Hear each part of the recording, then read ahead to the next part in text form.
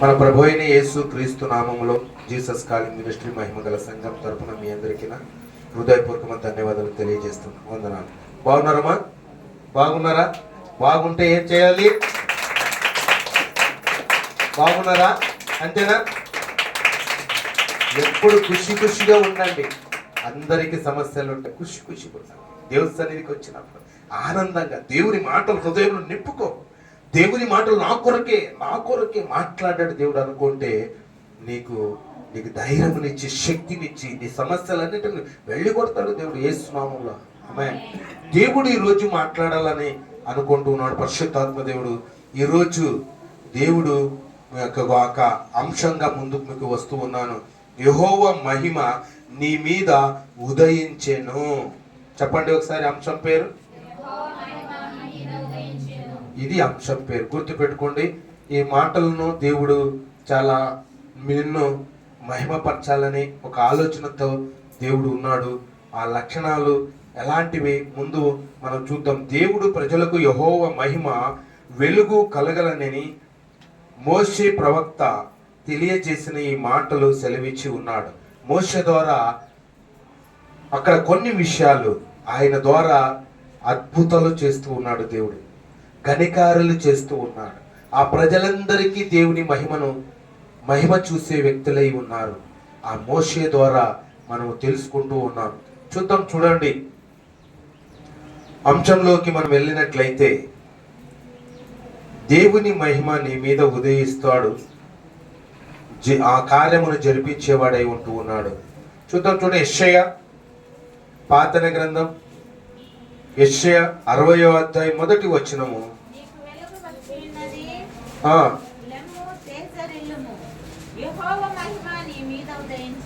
హల్లెలూయా. మరొకసారి చదవమా. నీకు వెలుగు వచ్చి ఉన్నది, లెమ్ము తేజరిల్లుము, యెహోవా మహిమ నీ మీద ఉదయించెను. చప్పట్లు కొడదాం దేవునికి మహిమ గట్టిగా. దేవుని మహిమ ఏమంటున్నాడు? నీకు వెలుగు వచ్చిచున్నది, లెమ్ము తేజరిల్లుము. ఏమంట? ఎక్కడున్నారు వాళ్ళు? ఏమై ఉన్నారు? చీకటిలో ఉన్నారు.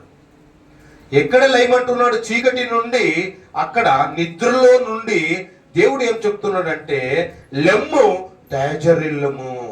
ఏమంటున్నాడు అంటే లెమ్ము అంటే ఏంటి? వాళ్ళు పనుకున్నారని, వాళ్ళు నిద్రలో ఉన్నారని, వాళ్ళు శోధనలో ఉన్నారని, వాళ్ళు బాధల్లో ఉన్నారని, వాళ్ళు కన్నీరులో ఉన్నారని, వాళ్ళు దుఃఖంలో ఉన్నారని. ఎస్ఆర్ నోడి చూసావా? ముందు మనం ఏం చేసుకుంటాం? తేజరిల్లుము, యెహోవా మహిమ నీ మీద ఉదయించును. ఓ ప్రజల్లారా, మీ అందరికి సెలవిస్తూ ఉన్నాడు మోషే ద్వారా పలుకుతున్న మాటలంట. నీవేం చేస్తున్నాడు అక్కడ? యెహోవా మహిమ మీ మీదికి ఉదయించును. ఆయన వెలుగు, ఆయన మహిమ మీ మీదికి రాబోతూ ఉంది. మీ కష్టాల నుండి విడిపించేవాడై ఉన్నాడు, మీ బాధల నుండి విడిపించేవాడై ఉన్నాడు. ఆ మహిమ మీ మీదికి ఉదయించెను. కింద వచ్చిన 2వ వచనం చూడమా. చూడుము, భూమిని చీకటి కమ్ముచున్నది, కటిక చీకటి జనములను కమ్ముచున్నది. లోకములో ఏముందట? చీకటి ఉన్నది, చీకటి కమ్మి ఉన్నది. ఈ చీకటి బ్రతుకుల్లో ఈ లోకములో జీవిస్తున్న సంగమా ఏమంటున్నాడంట? చూడుము, భూమిని చీకటి కమ్ముచున్నది, కటిక చీకటి జనములను కమ్ముచున్నది. యెహోవా నీ మీద ఉదయించుచున్నాడు, ఆయన మహిమ నీ మీద కనబడుచున్నది. చప్పట్లు కొడదాం దేవునికి. ఆయన మహిమ మీ మీద కనబడుచున్నదని మోషే ద్వారా మనకు తెలియజేస్తూ ఉన్నాడు. తేజరిల్లుము. ఓ సహోదరి సహోదరుడా, నీవు దేవుని మహిమ యెహోవా మీద ఉదయించుచున్నది. ఆయన మహిమ నీ మీద కనబడుచున్నది, నీ మీద కనబడుచున్నది.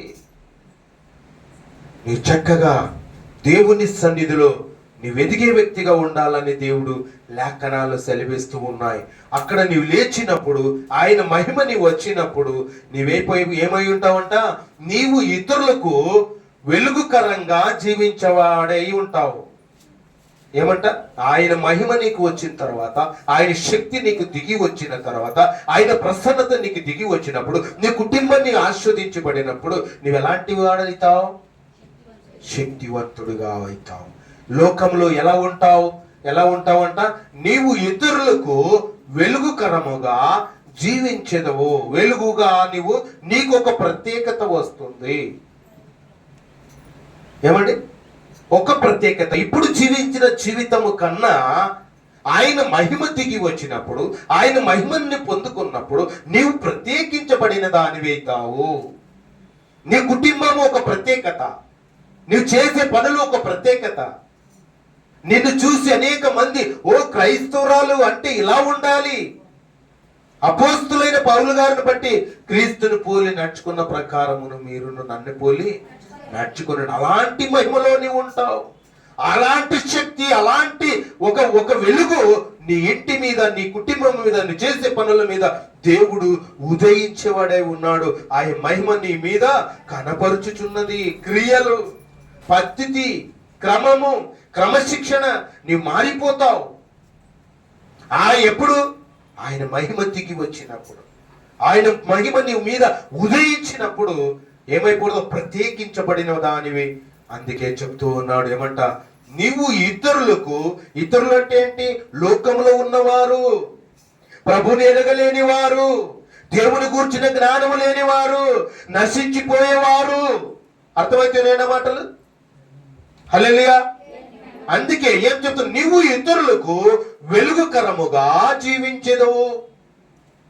ఎలా ఉండాలంటే క్రైస్తవుడు వెలుగుగా ఉండాలి. ఈ లోకానికి వెలుగై ఉందురు, ఈ లోకానికి మీరు ఉప్పై ఉందురు, ఈ లోకానికి జీవజ్యోతులై ఉందురు. ఏమండి? ఎవరి మాటలు ఇవన్నీ? అది యెహోవా మాట, అది దేవుని మాట. ఈ రోజు నీవు తెలుసుకోవాల్సిన విషయాలు ఏంటంటే, నీవు ఒక వెలుగుగా ఉండాలి, ఒక మాదిరిగా ఉండాలి. ఒక క్రైస్తవుడు అంటే ఒక ప్రత్యేకత నీకు ఉందని దేవుడు ఆయన మహిమను నీ మీద ఉదయించి నిన్ను కనపరుస్తూ ఉన్నాడు. దేవుడు ఎంత చక్కటి మాటలు, ఎంత దేవుడు నీతో మాట్లాడుతున్నాడు సహోదరి సహోదరుడా. ఈ అమూల్యమైన మాటలు నీకు కనపరుస్తూ ఉన్నాడు దేవుడు. అక్కడ ఇంకొక మాట మేము చూద్దాం. చూడండి, లేవియ కాండము 9వ అధ్యాయము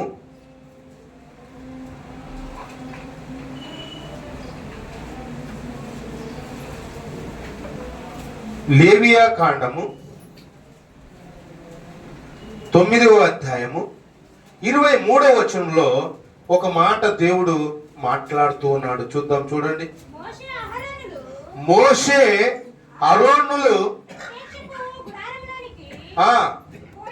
పోయి వెలుపలికి వచ్చి ప్రజలను దీవింపగా యెహోవా మహిమ ప్రజలందరికీ కనబడెను. చప్పట్లు కొడదాం దేవునికి మహిమకరంగా. అక్కడ ప్రత్యేక గుడారములోనికి పోయారంట. ఎవరు పోయారు అక్కడ? మోషే పోయాడు. అక్కడ మోషే అహరోనులు ప్రత్యేకపు గుడారములోనికి పోయి వెలుపలికి వచ్చి ప్రజలను దీవింపగా యెహోవా మహిమ ప్రజలందరికీ కనబడెను. అక్కడ ఆ గుడారములోకి పోయినప్పుడు, ఆ గుడారములకు లోపలికి గుడారములోనికి పోయి వెలుపలికి వచ్చారంట. అంటే పోవడం ఏంటి, ఓ రావడం ఏంటి? ఏంటండి? లోపలికి పోవడం ఏంటి, బయటికి రావడం ఏంటి అంటే అక్కడతో ఆ గుడారములు ఏమి చేసుకున్నారు అనేది ఆ రహస్యం తెలుసుకోవాలి. మీరు ఆ రహస్యం తెలుసుకోవాలి. ఓ క్రైస్తవుడా, ఓ క్రైస్తవురాల, అక్కడికి వెళ్ళిన తర్వాత తండ్రికి ప్రార్థన చేశారు, ప్రజల కొరకు ప్రార్థన చేశారు, ఇరుకులు ఇబ్బందులు పడుతున్న బిడ్డల కొరకు ప్రార్థన చేశారు. అక్కడ ప్రార్థన చేసినప్పుడు ఆయన ముఖాముఖిగా ఆయన మాట్లాడినప్పుడు, మోషేతో మాట్లాడినప్పుడు వాళ్ళు అప్పుడు బయటికి వచ్చారు. అప్పుడు బయటికి వచ్చినప్పుడు పలుకుతున్న మాట ఏంటంట, ప్రజలను దీవింపగా యెహోవా మహిమ ప్రజలందరికీ కనబడెను. చప్పట్లు కొడదాం దేవునికి మహిమకరంగా. అక్కడ మొరపెట్టాడు, ఆయనతో మాట్లాడిన దేవుడు అందరితో మాట్లాడుతూ ఉన్నాడు. వాళ్ళ కొరకు విజ్ఞాపన చేసిన మోషే ఆరోనుల గుడారంలోకి పోయి ప్రార్థన చేసుకున్నప్పుడు ఆయన మహిమ అందరికీ కూడా కనపరిచినట్టుగా చూస్తూ ఉన్నాడు. మరొక మాట, అక్కడే ఒక మాట చూద్దాం. చూడండి 10వ అధ్యాయం 3వ వచనంలో క్లారిటీ ఇస్తున్నాను మీకు. అప్పుడు మోషే ఆరోనుతో ఇట్లనెను, ఇది యెహోవా చెప్పిన మాట. హల్లెలూయా, హల్లెలూయా. ఎక్కడ చెప్పాడు? గుడారములో చెప్పాడు. ఎక్కడ చెప్పాడు? ప్రార్థన చేసుకునే సమయం ఎక్కడికి ఇచ్చారు వాళ్ళు? గుడారములో ఇచ్చారు. అర్థమైతున్నాయండి? అర్థమవుతున్నాయి? అక్కడికి ఎందుకు పోయారు అనేది ప్రాముఖ్యంగా మనం భావించాలి, అక్కడ ఆలోచించాలి. ఎవరు మాట్లాడుతున్నారు అక్కడ మోషేతో? మరొకసారి చదువమా. అప్పుడు మోషే ఆరోనుతో ఇట్లనెను, ఇది యెహోవా చెప్పిన మాట, నీ యొద్ద నుండి నా యొద్ద నుండు వారి యందు నేను నన్ను పరిశుద్ధపరచు కొందును, ప్రజలందరి ఎదట నన్ను మహిమపరచును అనుకుందును. ఆరోను అక్కడ చూడమని, ఆరోనును మౌనముగా ఉండగా. హల్లెలూయా. ఎవరితో మాట్లాడాడు దేవుడు? ఎవరితో చెప్పాడు? మోషేతో మాట్లాడాడు. మోషేతో మాట్లాడాడు. ఇద్దరు వెళ్ళారు కానీ ఎవరితో మాట్లాడారు? మోషేతో మాట్లాడాడు. ఇద్దరు ప్రార్థన చేశారు. ఎవరితో మాట్లాడాడు దేవుడు? మోషేతో మాట్లాడాడు. మోషేకు చెప్తూ ఉన్నాడు, ఆరోనుతో మాట్లాడుతున్నాడు. మోషే ఏమని అంటే, మరొకసారి ఆ మాట చదువమా. అప్పుడు మోషే ఆరోనులతో ఇట్లనెను, ఇది యెహోవా చెప్పిన మాట. ఏమంట? యెహోవా చెప్పిన మాట అంటే ఈయనకి చెప్పలేదా? ఈయనతో మాట్లాడలేదా? ఇద్దరు వెళ్ళారు. ఎవరైతే దేవునికి హృదయాన్ని సమర్పించి ఉన్నారు, ఎవరైతే దేవునికి హృదయాన్ని ఇచ్చారో, ఆయన ముఖ దర్శనము చూడాలనుకుంటున్నారో, ఎవరైతే ఆయన మీద ఆసక్తి కలిగి ఉన్నారో, ఎవరైతే ఆయన వైపు చూసేవారు ఉన్నారు, ఆయన నిరీక్షణ చూసేవారు ఉన్నారు, వాళ్ళతో మాట్లాడతాడు. చప్పట్లు కొడతాం దేవుని మీద. అక్కడ ఆరోనుతో మాట్లాడలేదు, అక్కడ మోషేతో మాట్లాడాడు దేవుడు. ఆ మోషేతో ఆయన ఆరోనుతో చెప్తూ ఉన్న మోషే మాటలంట, అది మాట నా యొద్ద నుండి వారి యందు నేను నన్ను పరిశుద్ధపరచుకొను కొందును, ప్రజలందరి ఎదుట నన్ను మహిమపరచు కొందును. ఆరోను మౌనముగా ఉండాడు. మౌనంగా ఉండాడు. విన్నాడు, ఆయన చెప్పిన మాట విన్నాడు. ఇది యెహోవా మాట, నాతో మాట్లాడిన మాట. చూసావా? ప్రజల కొరకు ప్రార్థన చేసినప్పుడు ఆయన మహిమ పరిచినట్టుగా మనం చూస్తున్నాం. ఆయన మహిమ మీదికి దిగి వచ్చేదిగా ఉంది. మహిమ పరిచి ఉన్నాడు. అక్కడ చూసినట్టయితే మోషేను, అక్కడ ఎంత చక్కటి మాట దేవుడు మనతో మాట్లాడుతున్నాడండి. మరొక మాట అక్కడ ఏమంటున్నాడు లేవీలోను, అక్కడ ఏమంట ఆ మోషేతో మాట్లాడిన మాట, నీవు ఇతరులకు దీవెనకరముగా జీవించడం నేర్చుకోవాలి క్రైస్తవులు. ఎందుకంటే ఆయన మహిమను ప్రజల మీద దిగి వచ్చి ఉంది. ఆయన మహిమను ప్రజలందరూ చూపించాడు దేవుడు. అప్పుడు ప్రజలు విన్నవారు, ఆ మహిమను పొందుకున్న వ్యక్తులు ఎలాంటి జీవితం కలిగి ఉండాలిమా? ఎలా ఉండాలి? నీవు ఇతరులకు దీవెనకరముగా జీవించాలి ఈ లోకంలో. అవునా కదా? మొట్టమొదటిది ఏమంటున్నావు చెప్పుకున్నాం, నువ్వు ఇతరులకు వెలుగుకరముగా ఉండాలి అనుకున్నాం. ఇక్కడ రెండో మాటకి వచ్చేసరికి నీవు ఇతరులకు దీవెనకరంగా జీవించాలని 2 మాటలు మాట్లాడాడు. హల్లెలూయా. మరి 3వ మాటలోకి మనం వెళ్దాం, చూద్దాం. చూడండి, హగ్గై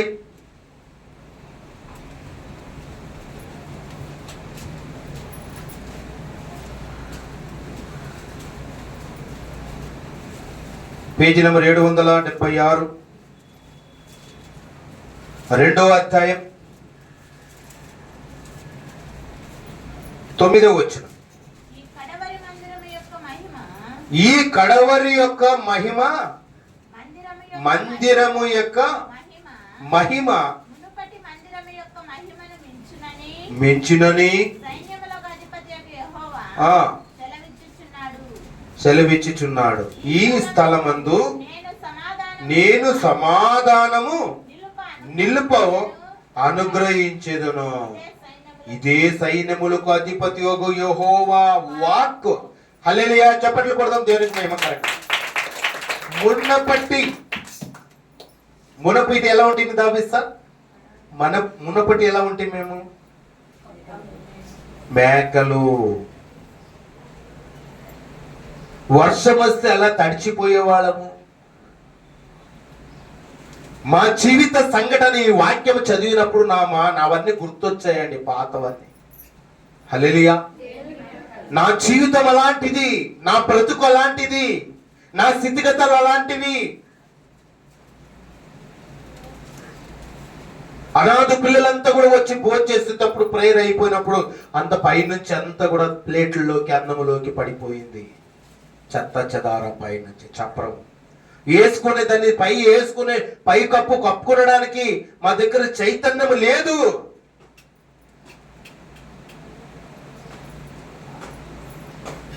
మీకు వాక్యం చెప్పాలన్న వాక్యం వినడానికి లేదు.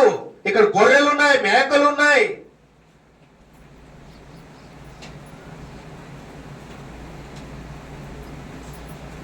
పాటలు పాడేటప్పుడు అంతా మౌనంగా ఉంటాయి అవి. వాక్యం స్టార్ట్ చేసినప్పుడే మళ్ళీ అవి ఒక రాగాలు తీస్తాయి. వాక్యం వినేటట్టుగా చేస్తున్నాయేమో అవి చేయడం లేదు. మాకిన్న మైక్ ఉంది, ఇంత ఉంది, మనం చెప్తున్నప్పుడు మాకిన్న మైక్ లేకపోయినా అదే ముందే అరుస్తూ ఉన్నాయి. అలాంటి పరిస్థితి నుండి నన్ను దేవుడు తీసుకుని వచ్చారండి ఈ మహిమ సంఘములోనికి. చెప్పండి. అందుకే చదువుతాను నేను. మళ్ళీ ఒకసారి చదువు, నీవే చదువు. ఈ కడవరి మందిరము యొక్క మహిమ మున్నపటి మందిరము యొక్క మహిమను మించునని. చూసావా ఏమంట మాట? మున్నపటి కన్నా ఇప్పుడు ఏం చేశాడంటే దేవుడు మించాము. ఏ పేరు పెట్టుకున్నాం మనము? జీసస్ కాలింగ్ మినిస్ట్రీ మహిమగల సంఘం. ఇక్కడ ఏం రాయబడి ఉంది? మహిమ మించినది, మహిమకు మించినది. ఎంత గొప్ప మాట అండి. చప్పట్లు కొరకు దేవుడు జీసస్ కాలింగ్ మినిస్ట్రీని అలా ఆస్వాదించిపోతున్నాడట దేవుడు. ఆమేన్. అలాంటి దీవించిపోతూ ఉన్నాడు. ఆ మొదటి కన్నా ఇప్పుడు మహిమగల సంఘములోనికి మమ్మల్ని అడుగు పెట్టించాడు.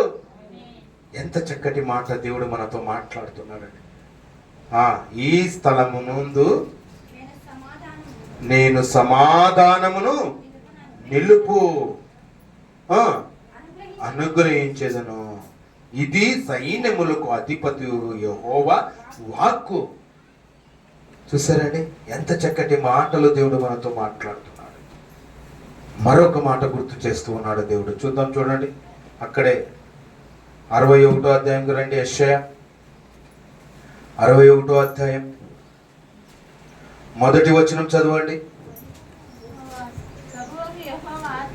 ప్రభువగు యెహోవా ఆత్మ నా మీదికి వచ్చి ఉన్నది, దీనులకు సువార్తము మానము ప్రకటించుటకు యెహోవా నన్ను అభిషేకించిన. హల్లెలూయా, హల్లెలూయా. ఏం చేశాడంట దేవుడు? అభిషేకించబోతున్నాడు మీ అందరినీ. మహిమగల సంఘములో మించిన సంఘంగా నిన్ను ఉంచుతానని వాగ్దానం చేసిన దేవుడు అంట. ఇక్కడ ఏం చెప్తూ ఉన్నాడంటే, ప్రభు మొదటి వచ్చిన చదువుమా. ప్రభువగు యెహోవా ఆత్మ నా మీదికి వచ్చి ఉన్నది, దీనులకు సువార్తమానమును ప్రకటించుటకు యెహోవా నిన్ను అభిషేకించెను. చప్పట్లు కొడదాము దేవుని మహిమ. మరి మీ అందరినీ ఎవరు అభిషేకించబోతున్నాడు? మీ అందరి సువార్త చెప్పడానికి బలంగా వాడుకోబోతున్నాడు. మీ కుటుంబాలని లేవనెత్తబోతూ కుటుంబంలో ఊడ్చునుగాక. ఎంత చక్కటి మాటలు దేవుడు మాట్లాడుతున్నాడు. పరిశుద్ధాత్మ దేవుడు నిన్ను అభిషేకించబోతున్నాడు.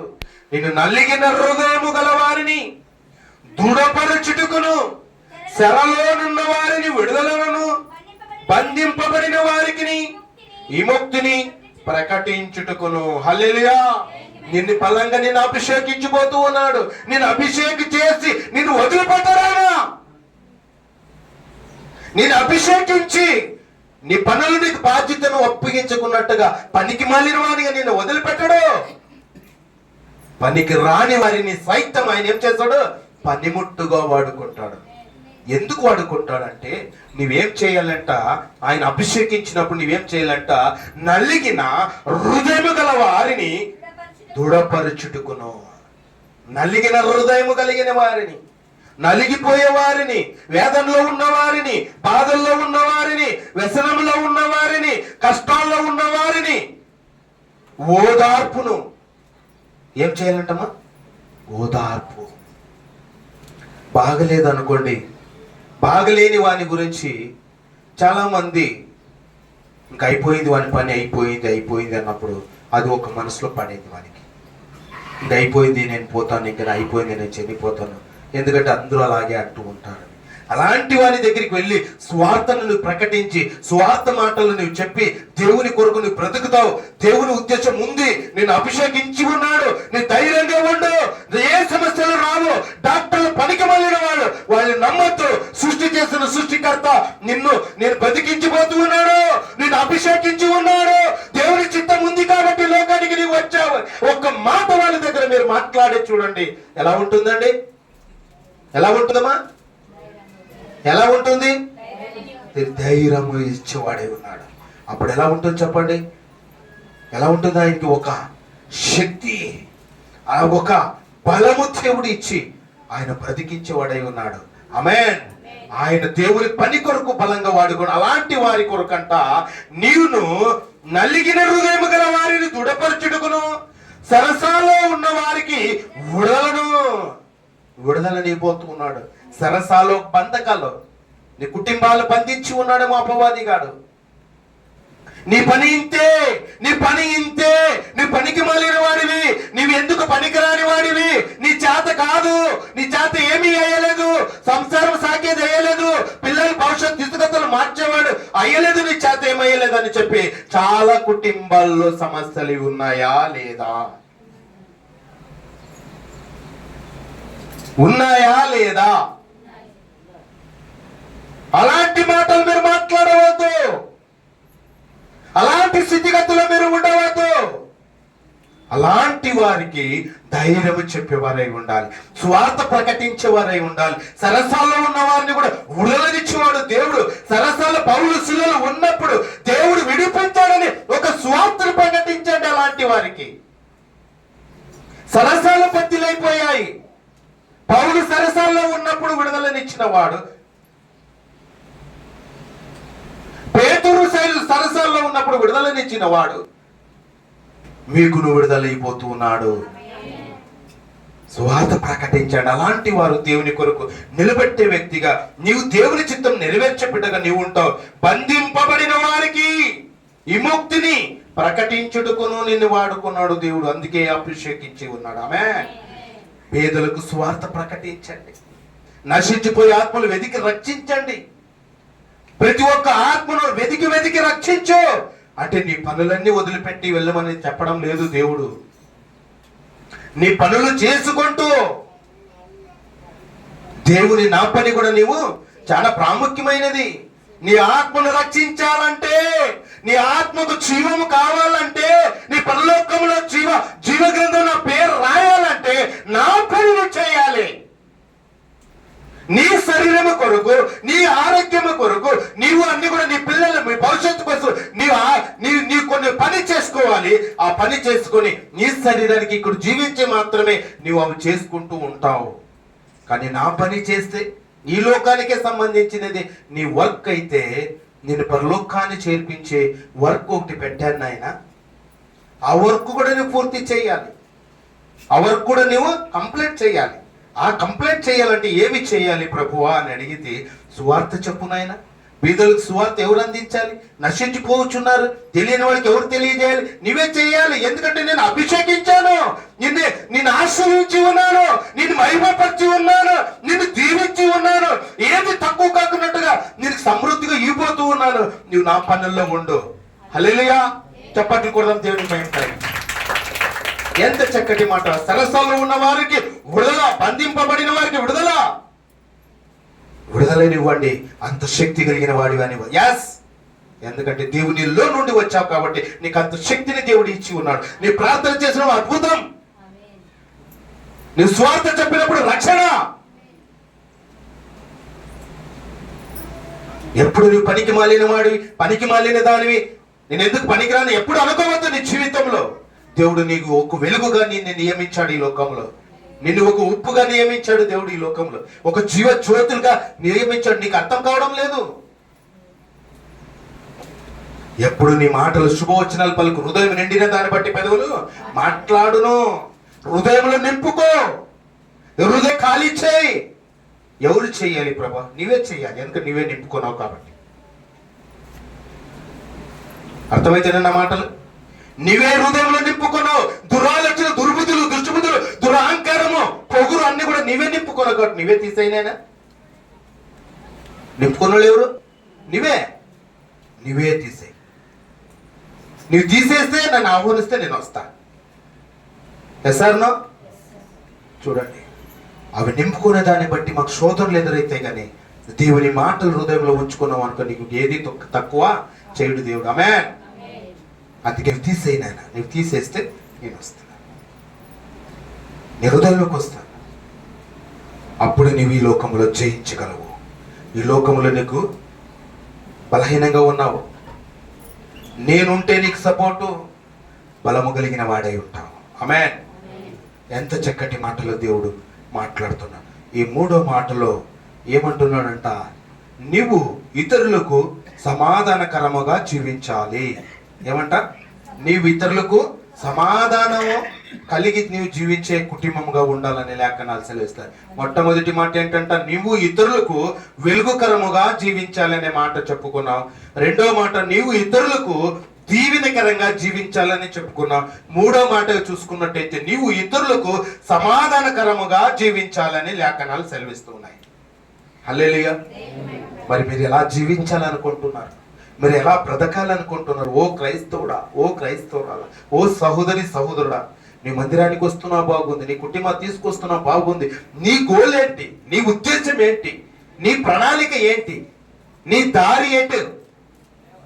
చూసుకోవాల్సిన అవసరం ఎంతో ఉంది ఉంది ఉంది. మరి ఆ లేఖనాలు మీరు చూసుకున్నట్టయితే దేవుడు ఎంత చక్కటి మాటలు మనతో మాట్లాడుతూ ఉన్నాడండి. అక్కడే ఒక మాట చూద్దాం, చూడండి.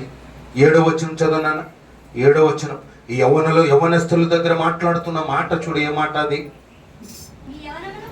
నీ యవ్వనమునకును ప్రతిగా రెట్టింపు ఘనత నొందదురు. చప్పట్లు కొడదాం దేవునికి మహిమకరంగా గట్టిగా. యవ్వనంలో ఉన్న యవ్వనస్తులు ఏమంటమా? నీవు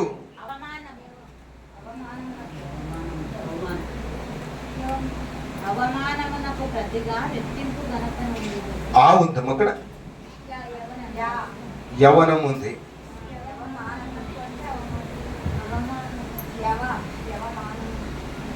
చదువు నాన్న.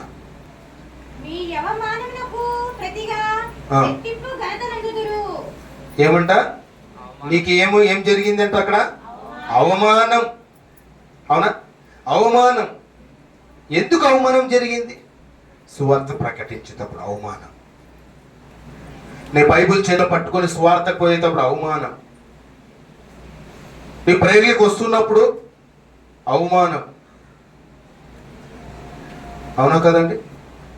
అంటే ఆ అవమానమునకు రెట్టింపు ఏమిస్తున్నాడట దేవుడు? ఘనతను ఇచ్చేవాడై ఉన్నాడు. ఆమె చప్పట్లు కొడతాం దేవుడికి. ఈ లోకానికి సమాజానికి మనం భయపడకూడదు.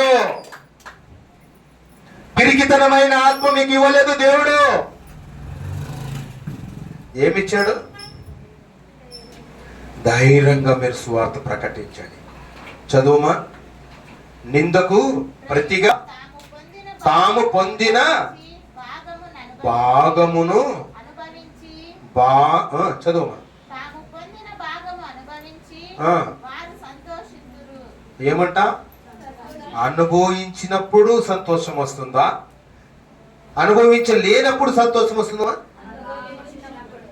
చూసావా? ఈ శ్రమలు, ఈ దుఃఖము, ఈ బాధలు, ఈ కన్నీరు ఇవన్నీ కూడా శాశ్వతంగా ఉంటాయా? ఉండవు. తాత్కాలానికి మాత్రమే. అనుభవించండి. ఎన్నెన్నో శ్రమలు అనుభవిస్తే గానీ పరలోకం మనకు దొరకదండి. ఇవన్నీ కూడా జయించాలి. ఇవన్నీ కూడా మనం తొలిమెట్లు అనుకోని ఒక్కొక్క మెట్టికి మనము ఎక్కుతూ దేవుని దగ్గర చేరాలండి.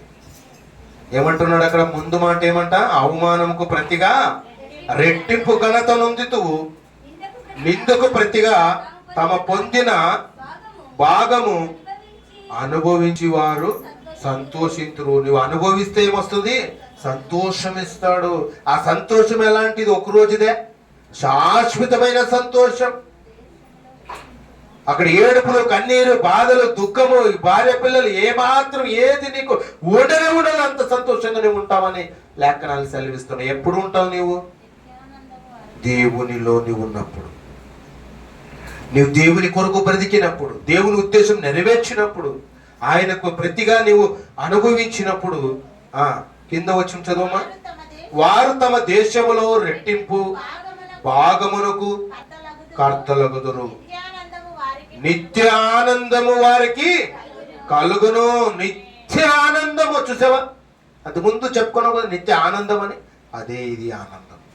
చెప్పట్లు కొడదాం దేవునికి. మేము నిత్య ఆనందములో మీరు ఉండాలి. నిత్య ఆనందం మీ కుటుంబం ఉండాలి, నీ పిల్లలు ఉండాలి. జీవ గ్రంథంలో ఆయన పేరు రాయించుకోవాలి. అది రాసుకోవాలంటే ఇలాంటి కార్యములోనుకు మీరు ఉండాలి. ఇలాంటి లక్షణాలు కలిగి మీరు ఉంటే చక్కగా దేవుని సన్నిధిలో మీరందరూ కూడా దేవుని వాక్యాన్ని మీరు విన్నవారు.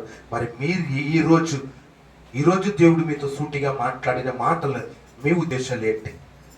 సత్యస్వరూపు నడిపించే ఆత్మ మన మధ్యలో పని చేస్తూ ఉన్నాడు. ఆయన ఎప్పుడు చూసినా ఎవరు తప్పిపోకూడదు, జారిపోకూడదు, వెనక్కి తిరగకూడదు, తులసివేయకూడదు.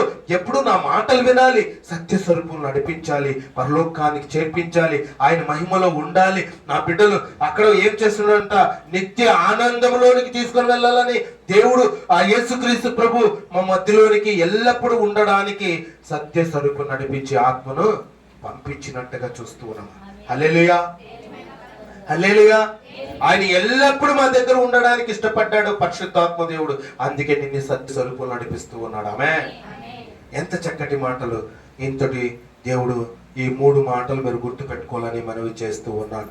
ఎంత చక్కటి మాటలు దేవుడు మనతో మాట్లాడాడు. ప్రియమైన, నమ్మకమైన నీవున్న చీకటి అను జ్ఞానమును మీరు పాపము దేవుడు పొరలి పారునట్టుగా దూరపరచుకోవాలని, గుణగణాలు, మహిమ ఆయన గుణగణాలుగా మీరు దేవునిని గుణగణాలు అడుగుజాడుల్లో మీరు నడవాలని మనస్ఫూర్తిగా కోరుకుంటూ ఈ వాక్య భాగాన్ని నేను ఇంతవరకు మీరు విన్నందుకు మీ అందరికీ కూడా నా హృదయపూర్వక ధన్యవాదాలు తెలియజేస్తూ ఉన్నాను. వందనాలు.